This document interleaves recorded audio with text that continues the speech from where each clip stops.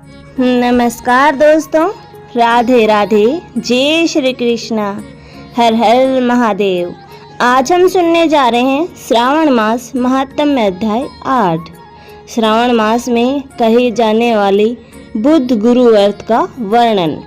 ईश्वर बोले, हे संत कुमार, अब मैं समस्त पापों का नाश करने वाले बुद्ध गुरु का व्रत का वर्णन करूंगा, जिसे श्रद्धा पूर्वक करके मनुष्य परम सिद्धि प्राप्त करता है। ब्रह्मा जी ने चंद्रमा को ब्राह्मणों के राजा के रूप में अभिषिक्त किया। किसी समय उसने रूप तथा यौवन से संपन्न तारा नामक गुरु पत्नी को देखा। उसकी रूप संपदा से मोहित होकर वह काम के वशीभूत हो गया और उसे अपने घर में रख लिया। इस प्रकार बहुत दिन बीतने पर उसे बुद्ध नामक एक पुत्र हुआ, जो बुद्धिमान, सौंदर्यशाली तथा सभी शुभ लक्षणों से युक्त था। गुरु बृहस्पति को ज्ञात हुआ कि तारा चंद्रमा के घर में स्थित है।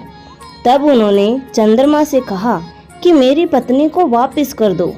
अनेक तरह से समझाने पर भी जब चंद्रमा ने तारा को वापस नहीं दिया, तब बृहस्पति ने देवताओं की सभा में जाकर देवराज इंद्र को यह वृतांत बतलाया और कहा, हे शक्र, आप देवताओं के राजा हैं, अतः अपनी आज्ञा से आप उसे दिलाएं, अन्यथा उस चंद्रमा के द्वारा किया गया पाप आपको ही निसंदेह लगेगा, क्योंकि शास्त्र निर्णय के अनुसार प्रजा के द्वारा किए गए पाप को राजा भोगता है।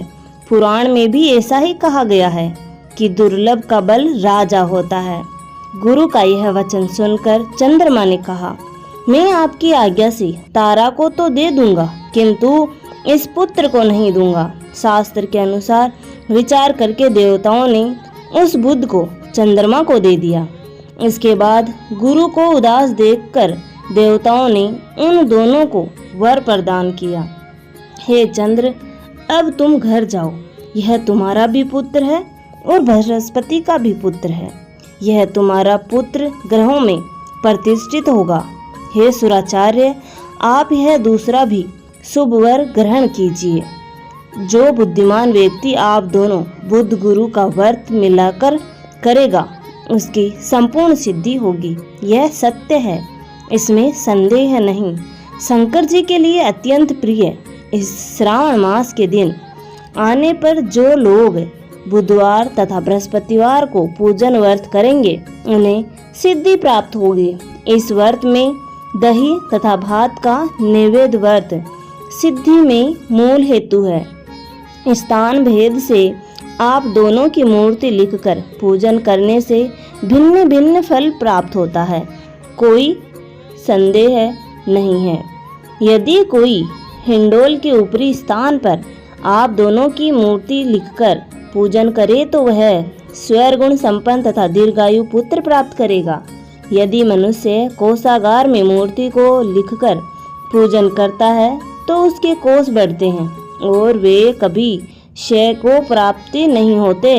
इसी प्रकार पाकाल्य में पूजन करने से पाक वर्धि और देवालय में पूजन करने से उनकी कृपा प्राप्त होती है। शयनगार में लिखकर पूजन करने से स्त्री का वियोग कभी नहीं होगा। धान्यागार में लिखकर पूजन करने से धान्य की वृद्धि होती है। इस प्रकार मनुष्य उन फलों को प्राप्त करता है। इस प्रकार 7 वर्ष तक करने के बाद उद्यापन करना चाहिए। उद्यापन से पहले दिन अधिवासन करके रात्रि में जागरण करना चाहिए। स्वर्ण की प्रतिमा बनाकर विधि पूर्वक 16 उपचारों से पूजन करने के पश्चात तिल, घृत, चारु और अपामार्ग तथा अश्वत्थ से युक्त समिधाओं से होम करना चाहिए। अंत में पूर्णाहुति देनी चाहिए। उसके बाद मामा व भांजे को प्रयत्न पूर्वक भोजन कराना चाहिए। इसके बाद ब्राह्मणों को तथा अन्य लोगों को भी भोजन कराना चाहिए। स्वयं भी भोजन करना चाहिए। इस विधि से 7 वर्ष तक करने पर मनुष्य सभी मनोरथों को प्राप्त कर लेता है। जो इसे विद्या की कामना से करता है वह वेद व शास्त्र के अर्थों को जानने वाला हो जाता है। बुद्धवर्ती बुद्धि प्रदान करता है और गुरु बृहस्पति गुरुता प्रदान करते हैं। सनत कुमार बोले, हे भगवान, आपने जो यह कहा है कि इस अवसर पर मामा तथा भांजे को भोजन कराना चाहिए, यदि बताने योग्य हो तो इसका कारण बताइए।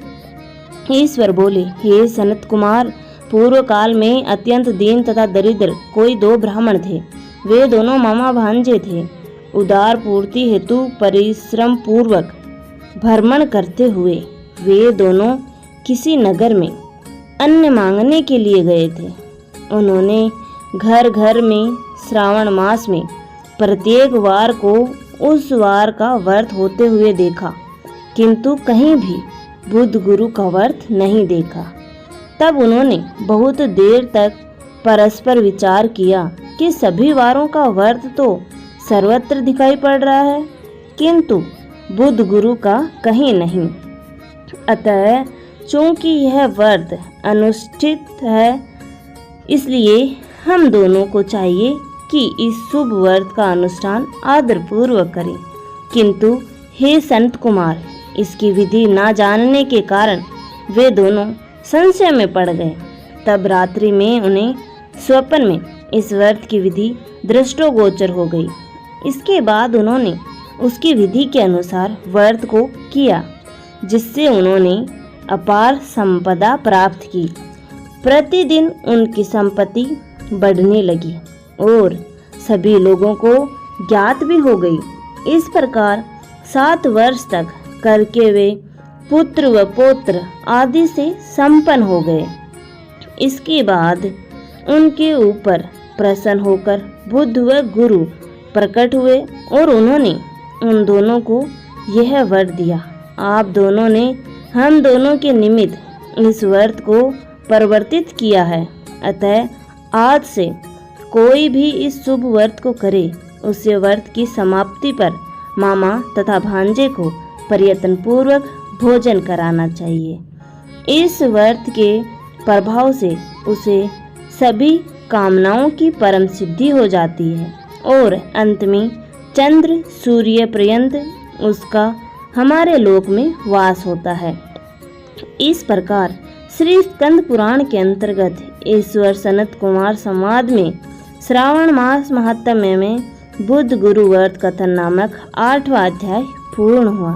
धन्यवाद दोस्तों, यहाँ तक बने रहने के लिए। आशा करती हूँ मेरी दी हुई जानकारी आपको पसंद आती होगी।